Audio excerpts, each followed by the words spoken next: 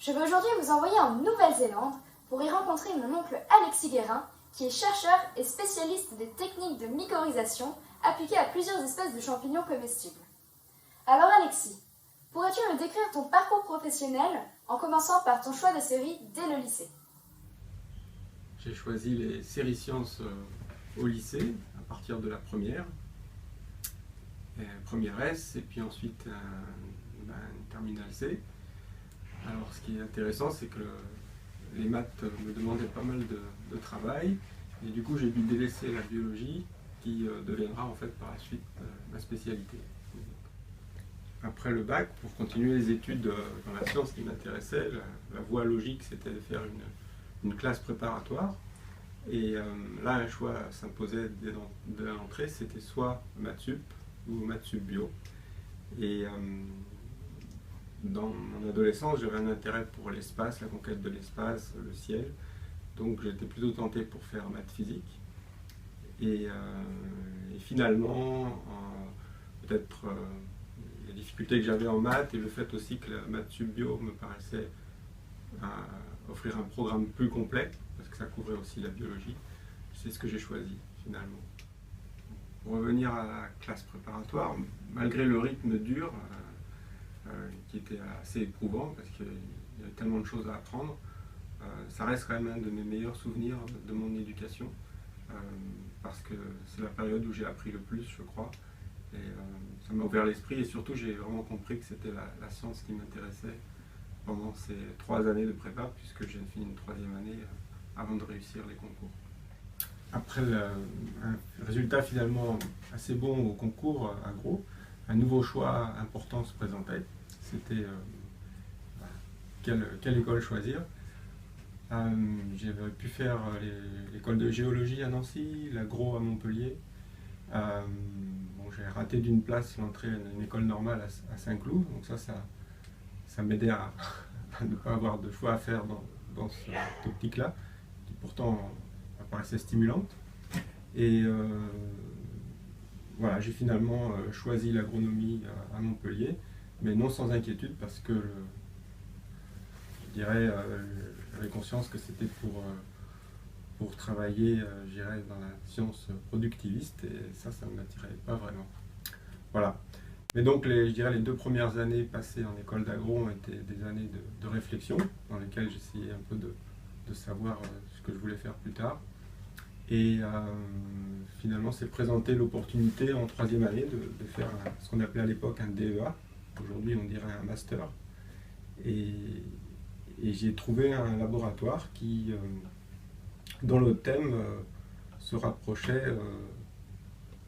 d'autres amours de jeunesse que j'avais eues, notamment la forêt, la symbiose entre les arbres et les champignons, les mycorhizes que je connaissais de lecture quand j'étais plus jeune, et une ambiance sympathique en fait que j'ai choisi ce labo pour faire un DEA.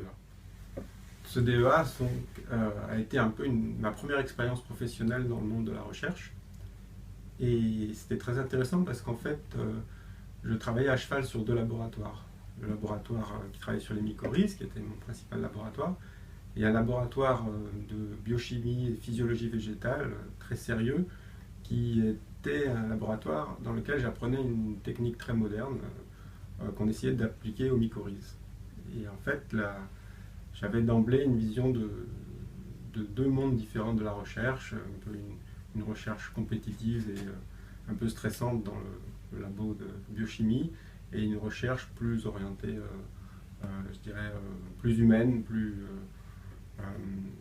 détendue dans l'autre laboratoire. Après 1 an de DEA, un peu plus, beaucoup de travail, pas mal de stress, de questions, je me demandais encore si vraiment j'étais fait pour faire de la recherche toute ma vie.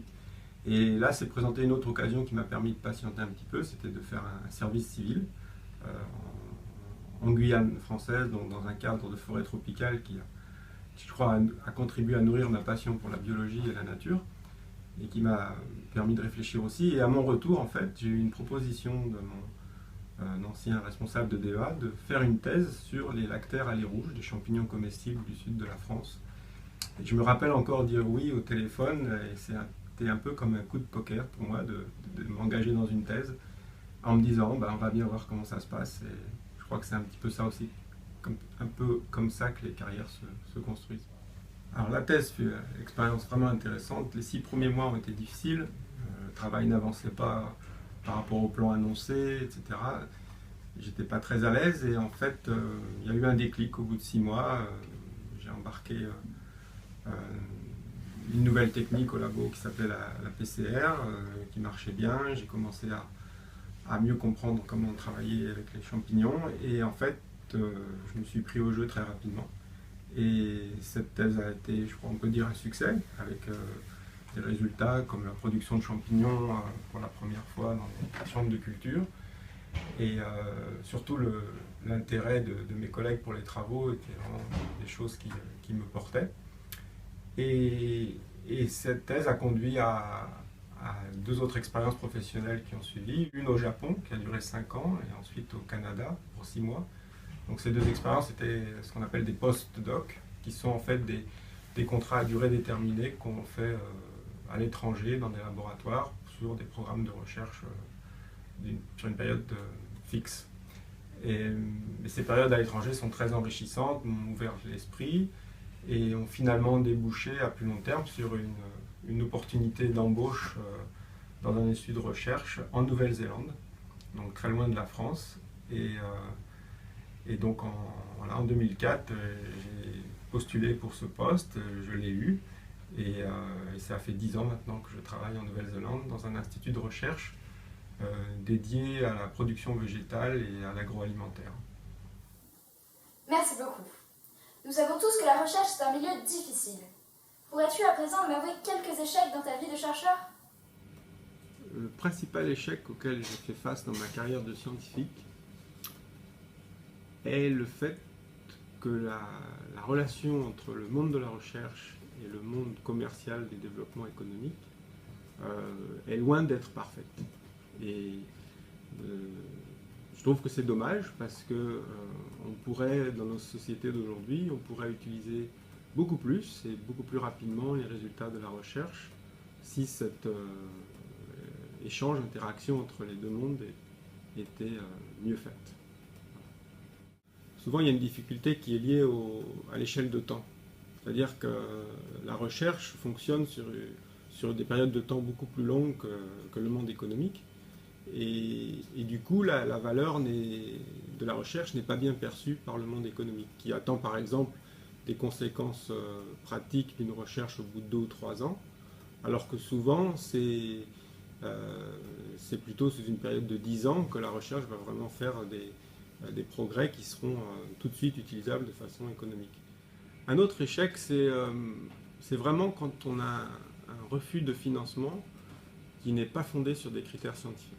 Ça, c'est un échec véritablement dur à supporter pour des gens comme moi, des chercheurs, des équipes, parce que ça nous paraît pas légitime. En fait, souvent les raisons sont politiques, c'est-à-dire qu'on protège tel ou tel sujet, non pas en fonction du sujet, mais en fonction de critères complètement extérieurs au sujet, et c'est désolant parce que je pense que tout domaine est intéressant et s'il est bien nourri, il a forcément des tas d'applications et pratiques pour nos sociétés.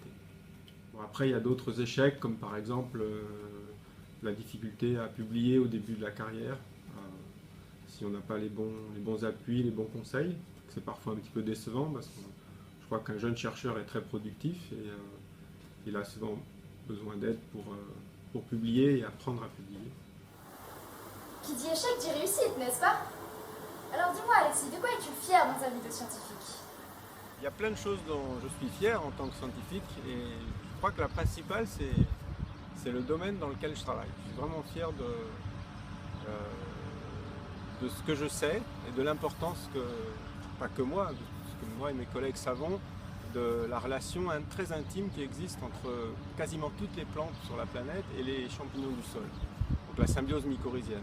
Et je suis aussi très fier de l'autre aspect qui est les champignons comestibles forestiers, comme les cèpes, les truffes, qui résultent directement de cette symbiose. Alors en tant que scientifique, je suis fier aussi de mes résultats. mes résultats et les résultats que j'ai obtenus avec mes collègues. Qu'il s'agisse de démontrer par exemple qu'un champignon aide un pin à pousser énormément ou qu'on arrive à cultiver un champignon pour la première fois. Tout ça, ce sont des résultats pratiques dont on est très fiers. Un grand merci Alexis de nous avoir éclairci les idées sur le parcours que peut prendre un scientifique et la fortiori un chercheur. Merci à vous également de nous avoir regardés.